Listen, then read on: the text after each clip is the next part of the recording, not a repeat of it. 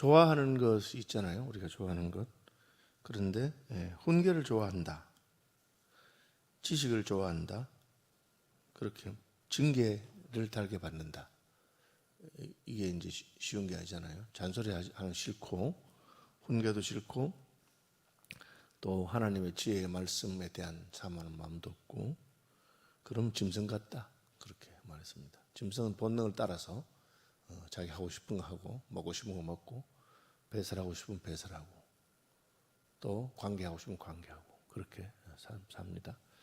하나님께서는 사람을 짐승과 다르게 하나님의 형상으로 하나님의 영을 부어서 지으셨는데, 이제 타락한 이후에 이제 하나님의 형상은 안 나타나고 짐승처럼, 그래서 이게 사람은 천사는 아니지만 짐승도 아니고 그 중간에 있으면서 하나님을 사모하고 천사처럼 되는 쪽으로 가야 되는데 짐승처럼 가면 안 되죠.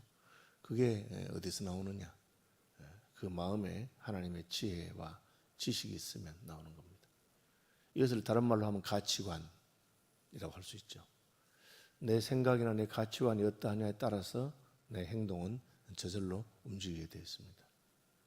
그래서 지혜로운 사람은 항상 하나님 말씀을 사랑해서 내가 의롭게 살아야 되겠다, 진실되게 살아야 되겠다, 선하게 살아야 되겠다, 그런 마음을 품는 것입니다.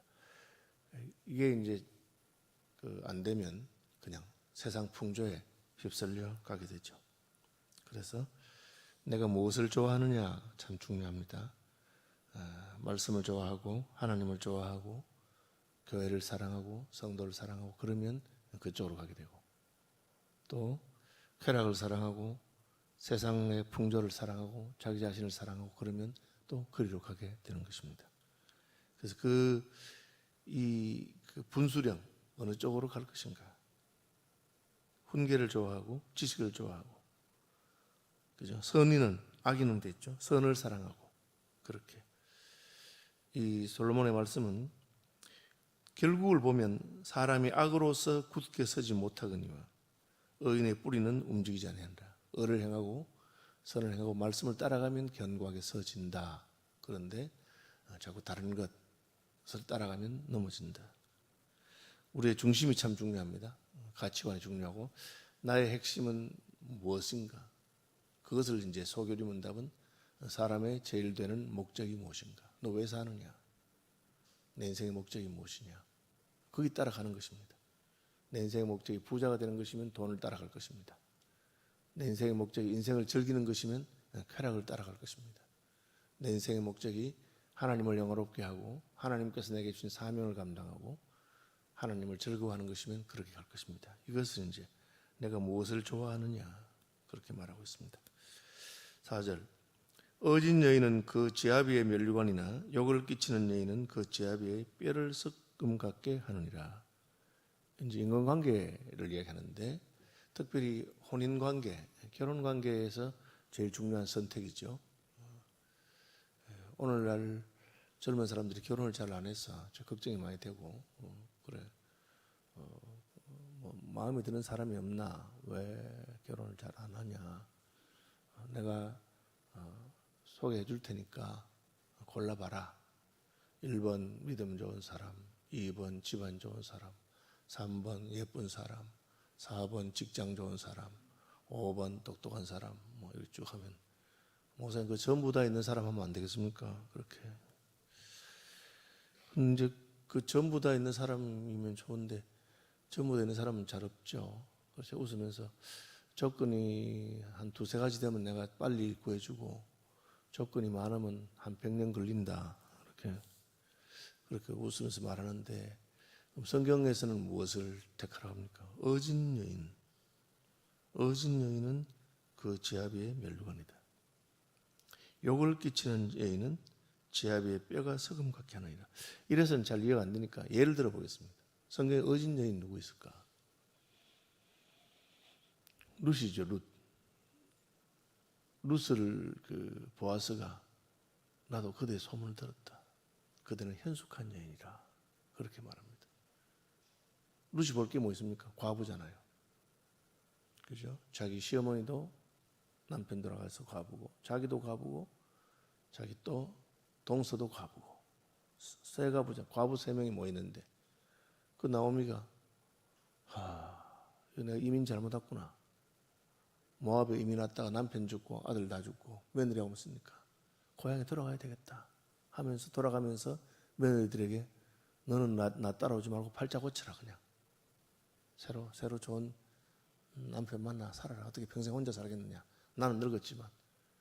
그러니까 오르바라고 하는 작은 며느리는 울면서 어머니와 헤어지는데 큰 며느리 룻은 따라오겠다는 거예요. 그래서 야, 내가 쫄딱 망했는데 고향에 가도 아무것도 없다. 내가 무슨 너한테 새로 남편감을 구해줄 형편도 안 되고 그냥 아무것도 없다. 그러니까 여기 너 고향 친정에 있어라 하니까 룻이 어머니 하나님이 나의 하나님이 되고 어머니 과부 되셨다고 해서 제가 버릴 수 없고 어머니 제가 모시겠습니다. 실제로 와서 모셨어요. 가니까 마침 보름 추수할 때인데 먹을 게 없어가지고 남의 밭에 떨어진 이삭 죽으러 가는 거예요. 이스라엘 율법은 추수할 때에 그렇게 알뜰하게 그렇게 베지 않도록 그냥 대충 베고 지나가다가 깜빡 잊어버리고 안 벤 거는 뒤로 돌아서 벨 수 없도록 한번 지나가면 끝이에요. 그리고 밭 모퉁이는 다 안 베도록. 왜? 나그네와 과부와 고아와 돈 없는 사람들이 자기 밭도 없는 사람이 거기 가서 그거라도 주워서 베어서 먹도록. 그러니까 나오미가 보리 추수할 때 고향에 왔는데 룻이 시어머니 대신해서 어머니 인사도 많으신데 제가 가서 이삭을 주었습니다. 그렇게 죽은 겁니다. 보아서 보니까 웬 여자가 이삭을 죽고 있는데 쟤 누구냐 하니까 나오미, 남편 죽고 돌아온 나오미의 모압 며느리인데 자기도 남편 죽었는데 그 어머니 안 버리고 어머니를 쫓아왔다고 합니다. 그러니까 보아서 일부러 딴 밭에 안 가고 우리 밭에서만 주술 수 있도록 이삭을 좀 많이 떨어뜨려 놓고 그렇게 알뜰하게 베지 말고 또 목마르다고 하면 물도 주고 해라. 그렇게 해서 그 밭에만 가서 많이 주워오니까 시어머니가 어디 갔다가 이렇게 오늘 많이 주워왔느냐. 보아스라고 하는 사람 밭이라고 합니다. 아 그래 우리 친척인데 그 사람 아직 결혼 안 했지. 나이는 많은데. 그렇게 해서 보아스와 룻이 만나게 되는데 그 시어머니가 야 너 오늘 밤에는 집에 들어오지 말고 그 타작마당에 있다가 보아스가 자거든 그 발치에 가만히 누워 있어라. 보아스 자다 보니까 자기 발에 웬 사람이 탁 걸리니 깜짝 놀라서 보니까 룻이거든요. 일종의 프로포즈입니다 그게. 그래서 보아스가 어진 사람이죠. 자초지종을 알고 내가 알고 있다. 너 현숙한 여자라는 것도 알고 있고 시어머니 버리자는 것도 알고 있고 그냥 집으로 들어가거라. 이따 가거라. 내가 알아서 다 할게. 그때 그 표현이 내가 너에 대한 소문을 들었는데 너는 현숙한 여자라. 이거 원문 말하면 어진 여인이라. 그리고는 보아스가 룻하고 결혼합니다. 과부하고. 근데 청년들이 에이 목사님 룻이 예뻤겠지. 그렇게. 성경에 예쁘다는 말이 없어요. 과부라고 하는 말도 있고 어질다고 하는 말도 있고 이 성경에 없는 것은 별로 안 중요하다는 거예요. 그것이 보아스의 선택에 영향을 끼치지 않았다는 뜻입니다. 그래서 그 결과로 어떻게 됩니까? 보아스는 메시아의 조상이 되죠. 그죠? 보아스는 룻에게서 오벳을 낳고 오벳은 이새를 낳고 이새는 다윗왕을 낳으니라. 다윗왕의 가문에 그게 되게 됩니다. 굉장히 놀라운 사실이죠. 현숙한 여인입니다. 왜? 그 시어머니를 버리지 아니하고 따라오고 낯선 땅에 와서 자기가 젊으니까 시어머니 먹여 살리도록 노력하고 그걸 잘하는 거예요. 자기의 책임을 잘하고 다 하는 것이고 시어머니 시킨 대로 보아스 밭에 가서 가만히 있고 그게 현숙한 여자입니다. 욕을 끼치는 여인은 성경에 욕을 끼치는 여인은 누굴까? 뭐 많이 있겠지만 제가 생각해보면 이세벨이죠. 이세벨은 공주죠. 시돈의 공주입니다. 뭐 룻하고는 비교 안 돼요. 그리고 똑똑해요 여자가. 그죠? 주관도 분명하고 남편이 그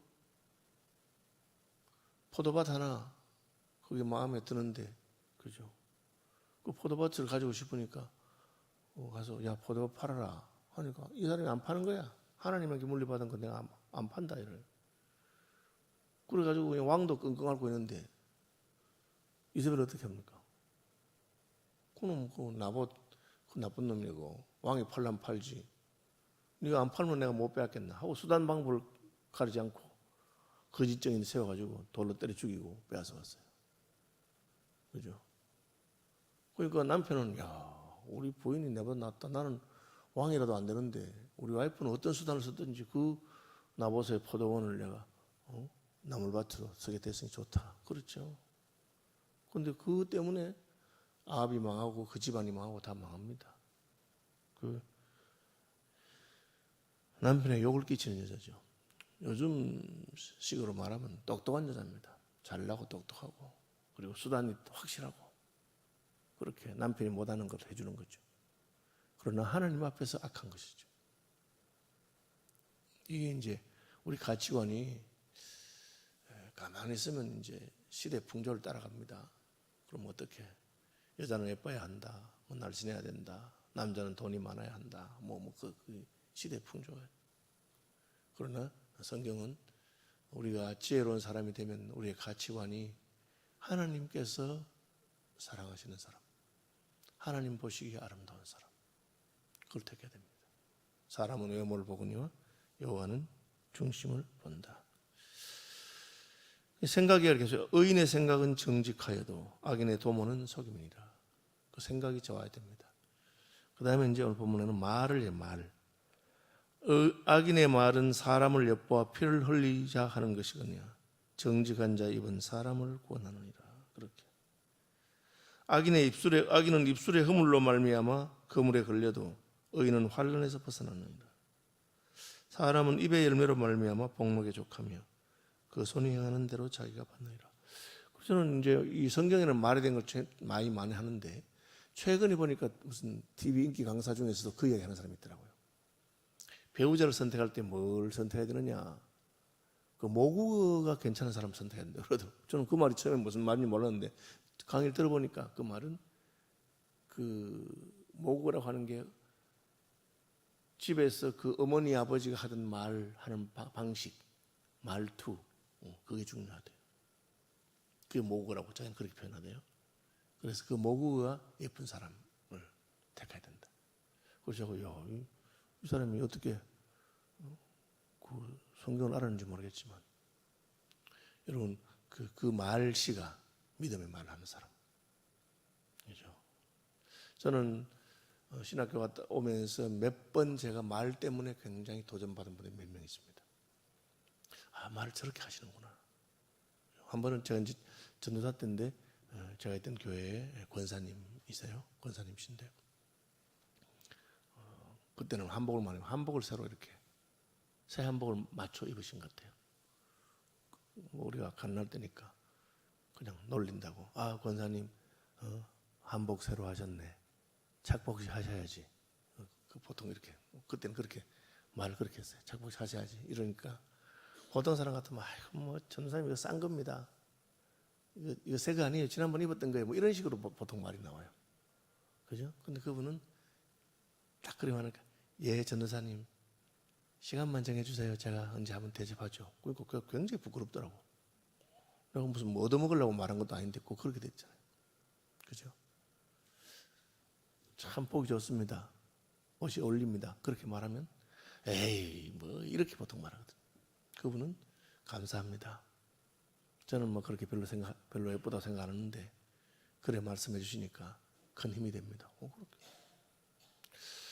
저는 이게 그때 이제 말은 저렇게 하는 거구나.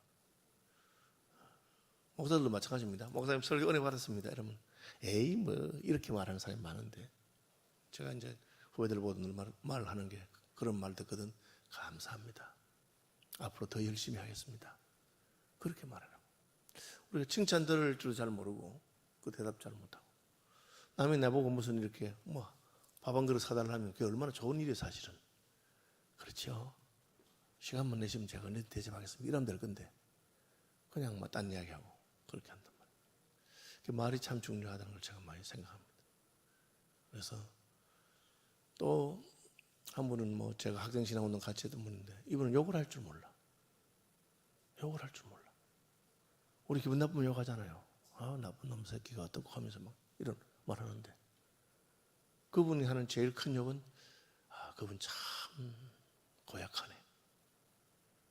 끝이라. 같이 아무래도 그분 참 나쁜 사람 같아. 그래서 제가 야, 이 사람 진짜 예수 믿는 사람인가 보다. 또 저 신학교에서 같이 공부한 한 친구 목사님은 저보다 형님인데 이분도 욕을 안 해. 우리끼리 모여가지고 이제 죄송합니다. 목사들은 또 모이면 장로님 욕하고 우리 장로님 뭐 어떻고 그렇게 잘해요. 그러면 장로가 뭐 그렇다. 근데 그분은 남 땅 욕하면 자기는 가만히 있다가 좋은 말을 해줘. 그런데 제가 그 장로님을 옆에 지켜보니까 이런 점은 참 좋은 분 같아요. 저 깜짝 놀랐어요. 마음에 쿵 하고 아, 저렇게 말하는 거구나. 우리가 뭐 나쁜 이야기, 뭐 안 좋은 이야기 해가지고 무슨 유익이 있습니까? 근데 이제 교회에서 모여도 그렇게 하는 거예요. 집사들이 모이고 권사들이 모이면 재밌으니까. 그죠? 근데 그게 무슨 유익이 있겠어요? 서로 상대방의 기분만 나쁘고 그런데 그런 말씀 하시더라고요. 그래서 저도 잘 안 되지만 마음이 참 그렇게 하면 좋겠다. 그죠? 악인의 말은 사람을 엿보아 피를 흘리자 하는 것이거니와 정직한 자의 입은 사람을 구원하느니라. 악인은 입술의 허물로 말미암아 그물에 걸려도 의인은 환난에서 벗어나느니라. 사람은 입의 열매로 말미암아 복록에 족하며 그 손이 행하는 대로 자기가 받느니라. 그렇게 처음에는 생각입니다. 그 다음에는 인간관계 그리고 말, 이 세 가지가 지혜에서 중요한 것입니다. 내 생각이 하나님의 뜻에 따라 선한 것을 따라가고 정직한 것을 따라가고 그렇게 하려고 노력하고 사람을 선택할 때 현숙한 여인을 선택하는 것처럼 외모라든지 나한테 아첨하는 사람이라든지 그런 거 말고 참 저분이 중심에 진실한 사람입니다. 그러니까 목회자들이 그걸 못해가지고 부목사 청빙 부르면서 불러놓고 네 부목사로 오면 내 말 들을래 하나님 말 들을래 이런 물어보는 사람이 있대. 야, 저는 막 그 이야기 들으니까 소름이 쫙 끼치더라고. 하나님 말씀 들어야지. 담임 목사가 잘못된 거 말하면 틀렸다고 말하고 그래야 되는데 무조건 나한테 충성하라고 그렇게 시키고 장로들을 뽑으면서 그런 식으로 그렇게 하면 안 되는 겁니다. 시간이 지나서 주기도문 합니다. 하늘에 계신 우리 아버지, 아버지의 이름을 거룩하게 하시며 아버지의 나라가 오게 하시며 아버지의 뜻이 하늘에서와 같이 땅에서도 이루어지게 하소서. 오늘 우리에게 일용할 양식을 주시고 우리가 우리에게 잘못한 사람을 용서하여 준 것 같이 우리 죄를 용서하여 주시고 우리를 시험에 빠지지 않게 하시고 악에서 구하소서. 나라와 권능과 영광이 영원히 아버지의 것입니다. 아멘. 예, 오늘 아시는 대로 우리 중고등부 수련회 또 이번 주에 있는 내일 모레 집회 또 주말에 있는 우리 수련회 위해서 기도해 주시길 바랍니다.